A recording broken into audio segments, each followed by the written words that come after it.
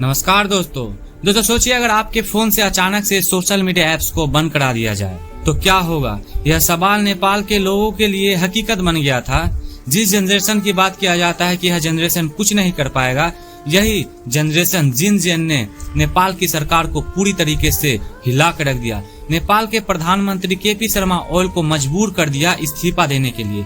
नेपाल का हालात इतना खराब हो चुका है कि वहां के फाइनेंस मिनिस्टर को सड़कों पे जूता लेके दौड़ा के मारा जा रहा है। वहां के प्रोटेस्टर इस हद तक पहुंच चुका है कि पीएम के घर में भी आग लगा दिया।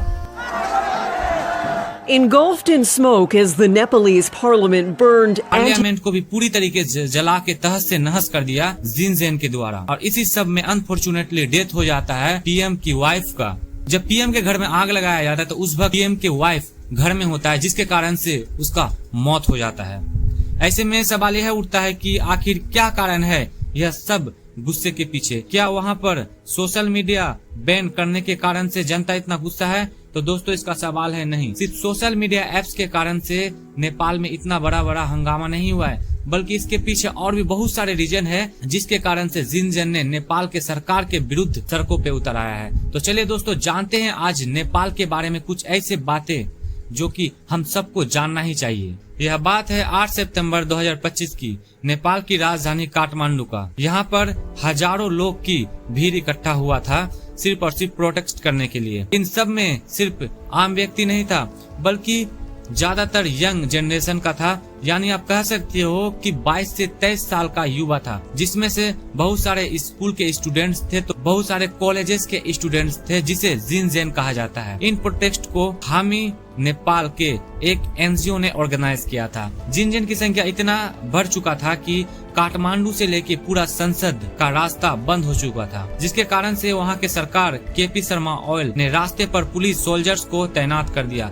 केपी शर्मा ओली को यह लग रहा था कि अगर मैं सड़कों पर पुलिस तैनात कर दूं तो आम जनता संसद तक नहीं पहुंच पाएगा, लेकिन ऐसा कुछ नहीं होता है, क्योंकि आम जनता का संख्या इतना बढ़ चुका था कि पुलिस भी उन सब के भीड़ को संभाल नहीं पाया और अंत में पूरे संसद को जला के तहस से नहस कर दिया था जिन जेन ने, जिसके कारण से वहां के सरकार को फौरन निकलना पड़ा। अगर केपी शर्मा ओली उसी वक्त वहां से नहीं भागते तो शायद केपी शर्मा ओली को भी उस जगह पे मार गिरा देता वहां के जनता ने। इन सब में बहुत सारे आम जनता को भी नुकसान पहुंचा, क्योंकि बहुत सारे प्रोटेस्टर पार्लियामेंट के अंदर भी घुस जाते हैं और फिर पुलिस यहाँ जो करता है पूरे देश तंग रह जाता है। करके पुलिस वहाँ पे ओपन फायर कर देता है, जिसके कारण से 19 से भी ज्यादा लोग का मौत हो जाता है और हजारों से भी ज्यादा लोग घायल हो जाते हैं। मरने वालों में से एक 12 साल का बच्चा भी था। यह तो जाहिर सी बात है, अपने ही सरकार अगर अपने ही जनता पर इस तरह अत्याचार करेगा तो कोई शांत किस प्रकार रह पाएगा।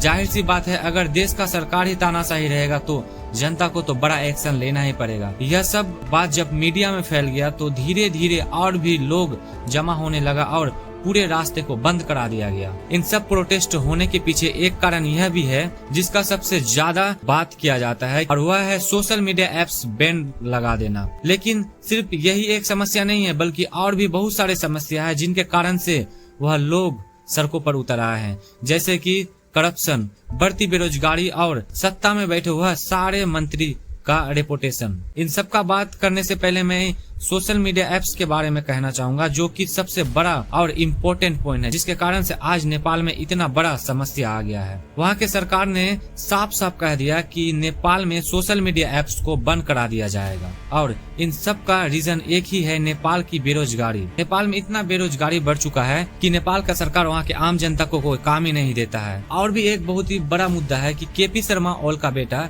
जो कि बड़े बड़े शहरों में जाके कार्स में घूमते हैं और शो ऑफ करते हैं और अपने वीडियोस को सोशल मीडिया में पोस्ट करते हैं, और जब नेपाल के आम जनता उसके बेटे का यह वीडियो देखता है तो वह आश्चर्यचकित हो जाता है, क्योंकि नेपाल में इतना बेरोजगारी बढ़ चुका है। नेपाल के आम जनता युवा काम नहीं कर पाते हैं, खाने नहीं पाते ठीक से, और पीएम का बेटा बड़े बड़े शहर में जाके घूमते हैं, शो ऑफ करते हैं, पैसा खर्च करते हैं, जिसके कारण से वहाँ के आम जनता सरकार के ऊपर आवाज उठाने लगा। तो सरकार ने सीधा सीधा कह दिया कि मैं सोशल मीडिया एप्स को बंद कर रहा हूँ, जिसके कारण से वहाँ की आम जनता सड़कों पर उतर आया है। इसके कारण से काठमांडू और कई सारे शहरों में जिन जेन ने अपना कब्जा बना लिया और पूरी तरीके से रास्ते को बंद कर दिया।